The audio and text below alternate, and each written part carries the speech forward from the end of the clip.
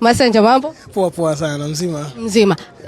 Niliona mchungaji mmoja anapinga sana kitendo cha wapiga mziki kulipwa kanisani, akisema kwamba wakati mnajifunza mziki huwa mnatumia umeme wa kanisa, vyombo vya kanisa, keyboard, drums, mnavunja stiki, mnaharibu ngoma, mnaharibu bila kulipishwa. Lakini mnapojua sasa mnataka malipo.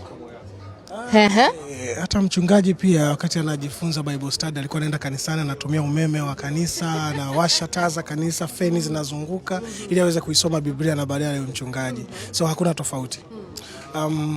Wakati mwingine tunashindwa kuwachukulia wanamuziki kama ni kiungo muhimu sana kwenye kanisa kwa sababu tunawaona like watu wa kawaida. Kuna mchungaji mmoja ni Nigeria aliwahi kusema, kwa nini sioni bank manager akipiga kinanda?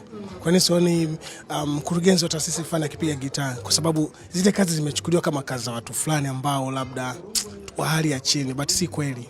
Wanamuziki ni kiungo muhimu sana kuconnect wingu la kimungu na nyinyi. Yeye ni kama bomba fulani la nyinyi kupitisha ule uwepo wa Mungu. Kama muziki ukiwa mbaya, nafikiri hata wewe mwenyewe ukiwa church unaweza ka feel like leo kuna kitu kina miss. Presence inaweza kukosekana kwa sababu ya muziki mbaya. Watu wanasemaga tu Mungu asikiliza, anaangalia moyo. That's not true bwana. Mungu anaangalia kila kitu. God wants us to be professional. Ndio maana Mungu akasema imbeni kwa akili. Maana yake kwa akili it means tukielewe tunachokiimba. At the same time tufanye professionally. Kwa hiyo mwanamuziki ili ana bills to pay, remember? Amepanga nyumba huko, anakaa zake huko Masaki huko, analipa 200,000 300,000. Alafu unamtaka mazoezini Jumatano, unamtaka mazoezini Alhamisi na Jumamosi na Jumapili. Alafu afanya maombi, alafu utokee muujiza zije pesa. It's quite impossible. Pay wanamuziki. Naomba niangalie kamera. Kabisa. Watumishi, lipeni wanamuziki wenu. Kama wanajitoa madhabahuni kumtumikia Mungu, wapeni kitu.